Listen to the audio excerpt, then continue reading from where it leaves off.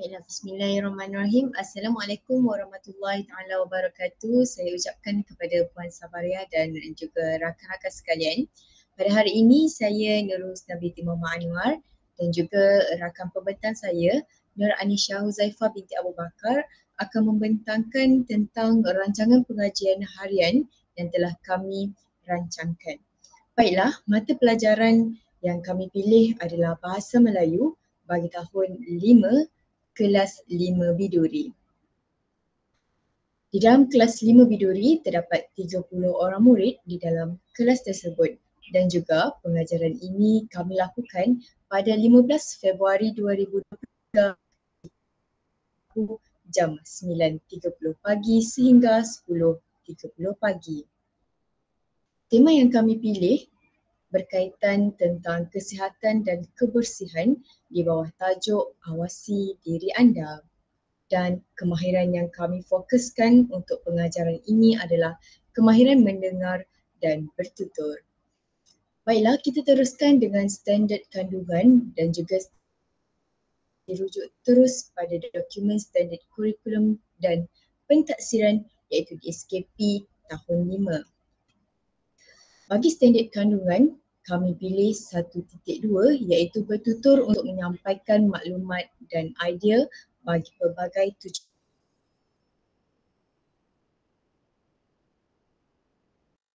Iaitu bertutur untuk menyatakan pertimbangan dan keputusan tentang bahan multimedia secara bertata susila mengikut konteks. Seterusnya ialah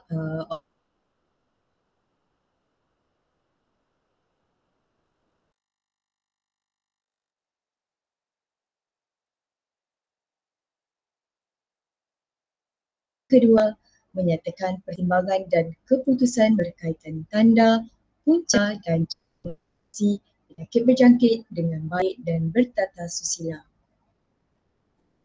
Kemudian kita lihat kepada sistem bahasa, dua perkara yang difokuskan iaitu sebutan dan intonasi.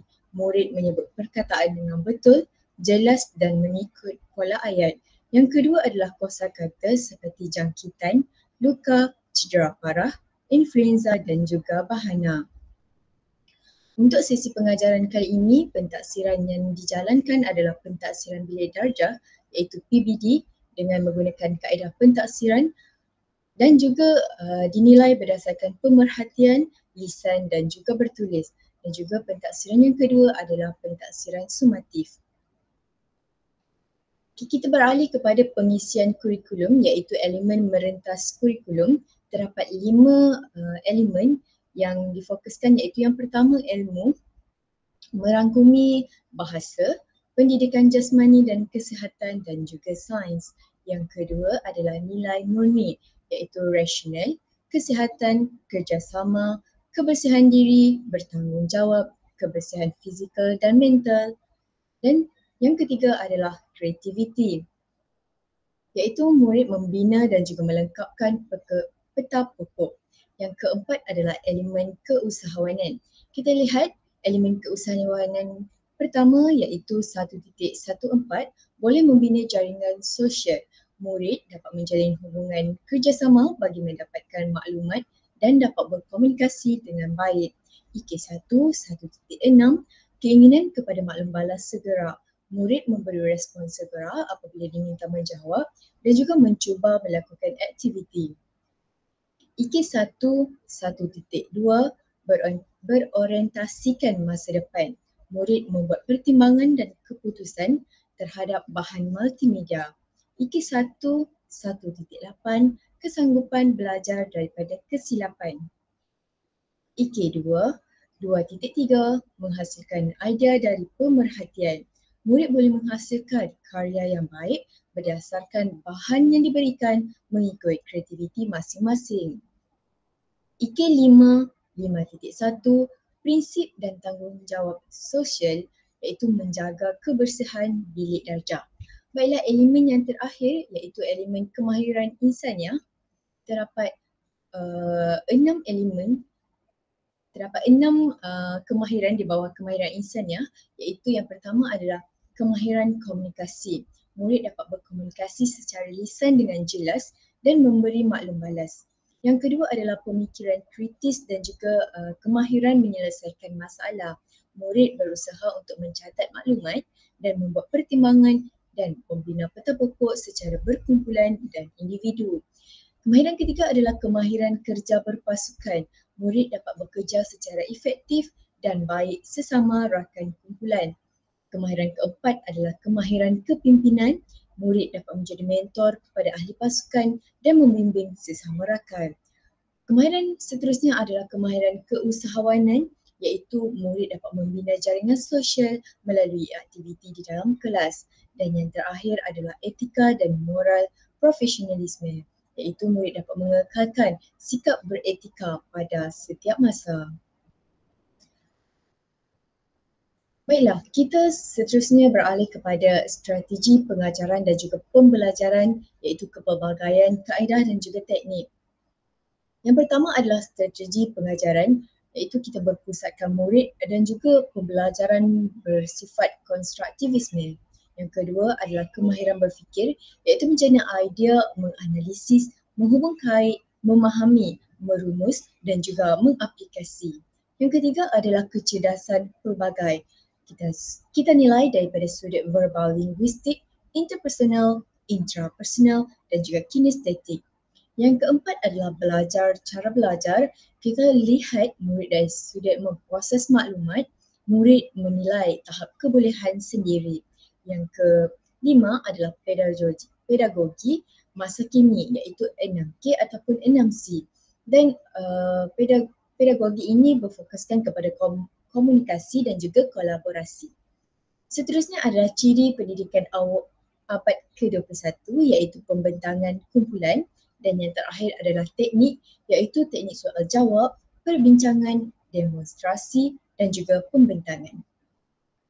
Baiklah, kita beralih kepada bahan bantu mengajar yang digunakan semasa sesi pengajaran, iaitu yang pertama kita menggunakan satu LCD ataupun projector, satu computer reader, dua video, satu bahan grafik ataupun gambar, satu jigsaw puzzle online, 30 buku latihan bahasa Melayu, 6 peta pokok, satu aplikasi Class Tools Net dan satu audio. Kita lihat kepada pengetahuan sedia ada, murid pernah melihat dan juga mendengar nama-nama penyakit berjangkit sebelum ini. Baiklah, seterusnya kita akan masuk kepada aktiviti pengajaran yang telah dirancang. Yang pertama adalah pengurusan bilik darjah yang dilakukan selama 2 minit. Isi pelajaran bagi aktiviti ini adalah memfokuskan kepada kebersihan kelas dan juga persediaan murid untuk belajar sebelum guru memulakan sesi pengajaran. Pada ketika ini, guru akan memastikan kelas dalam keadaan bersih agar sesi pembelajaran dan pengajaran ataupun pengajaran dan pembelajaran dapat dijalankan dengan lebih kondusif. Ini juga dapat mendidik murid-murid agar mementingkan kebersihan walau di mana-mana sahaja dan juga bila-bila masa. Baiklah, bagi aktiviti ini, guru boleh melakukan peralatan yang sesuai dengan sesi pengurusan bilik darjah bagi memastikan sewaktu pengurusan bilik darjah ini dapat dijalankan dengan baik. Kemudian kita akan beralih kepada set induksi. Okey, set induksi ini akan dijalankan selama 5 minit dengan memberi pendedahan kepada tajuk pembelajaran pada hari tersebut. Isi pembelajaran yang difokuskan adalah bahana penyakit berjangkit. Aktiviti semasa set induksi ini adalah murid akan melihat paparan skrin yang dikongsikan oleh guru. Terlebih dahulu ingin saya kongsikan bahawa bahana penyakit berjangkit ni kita menggunakan bahan batu belajar iaitu susun suai gambar dalam talian yang kita panggil sebagai jigsaw puzzle online. Okay. Kemudian apabila guru telah menayangkan jigsaw puzzle online tersebut di paparan skrin, murid akan bekerjasama antara satu sama lain untuk menyelesaikan susun suai gambar bahana penyakit berjangkit tersebut. Setelah mereka mendapat hasil daripada cantuman kepingan gambar itu, mereka akan menyatakan pendapat mereka berkaitan hasil gambar permainan tersebut. Okay, seterusnya adalah murid dibimbing untuk menghubungkaitkan gambar dengan tajuk pelajaran. Pada ketika ini, guru boleh membimbing murid dengan memberikan soalan-soalan. Contohnya, soalan pertama adalah apakah yang dapat kamu lihat hasil susun suai ini? Dan kemungkinan guru akan mendapat jangkaan jawapan seperti yang berikut. Hasil yang dapat murid lihat daripada susun suai gambar ini adalah gambar tentang penyakit berjangkit. Kemudian soalan kedua yang boleh dinyatakan adalah nyatakan pendapat kamu tentang gambar tersebut. Juga jangkaan jawapan yang boleh diterima adalah pada pendapat murid tersebut atau pada pendapat saya, gambar tersebut menyatakan tentang bahana penyakit berjangkit yang perlu kita tahu. Dan soalan ketiga yang boleh guru berikan kepada murid untuk membantu mereka adalah siapakah yang pernah mengalami penyakit tersebut. Dan jangkaan jawapan yang guru mungkin terima adalah saya. Saya tu mewakili beberapa orang murid yang kemungkinan pernah mengalami penyakit berjangkit tersebut. Okey, seterusnya kita lihat sedikit catatan untuk set induksi ini adalah set induksi ini menggunakan bahan batu mengajar susun suai gambar dalam talian seperti yang saya maklumkan sebentar tadi. Kemudian kita melihat kepada KBD dia iaitu kemahiran berfikir, menghubung kait dan juga menjana idea.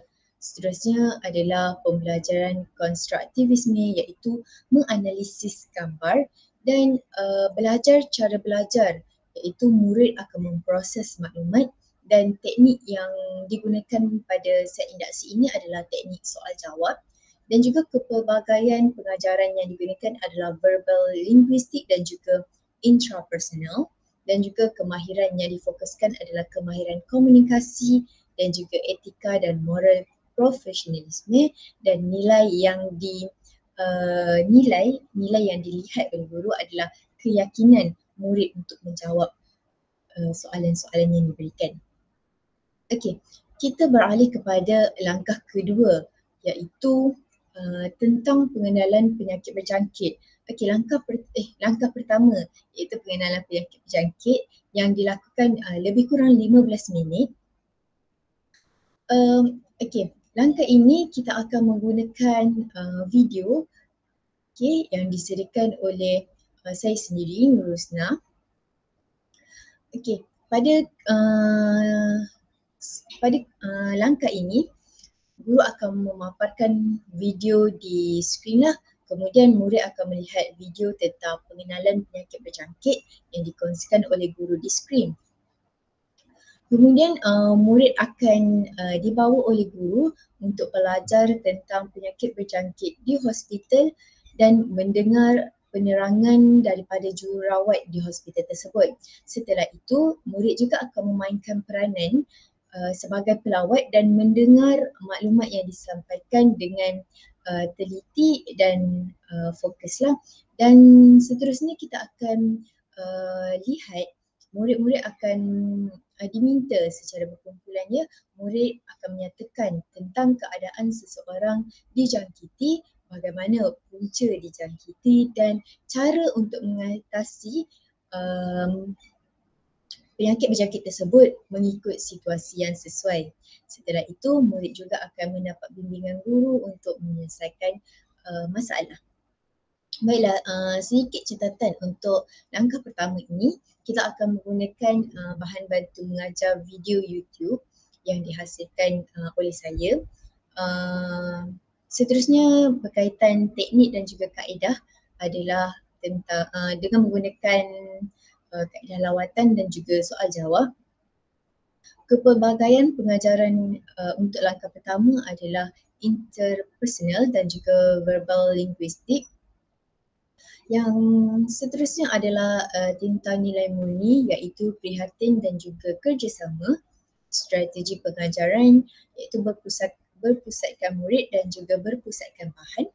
Seterusnya adalah kemahiran berfikir iaitu mengumpul maklumat dan juga mengelaskan maklumat.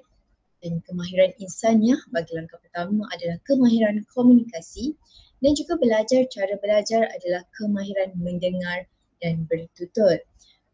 Seterusnya, langkah kedua akan dibentangkan oleh rakan pembentang saya, Nur Anisha. Silakan. Seterusnya merupakan langkah kedua dalam aktiviti pengajaran dan pembelajaran yang akan dilaksanakan selama 15 minit. Langkah kedua ini memfokuskan kepada isi pembelajaran yang menggunakan bahan grafik audio yang disediakan oleh saya sendiri mengenai maklumat penyakit berjangkit yang memfokuskan kepada penyakit tangan, kaki dan mulut. Dalam langkah kedua ini, murid dikehendaki untuk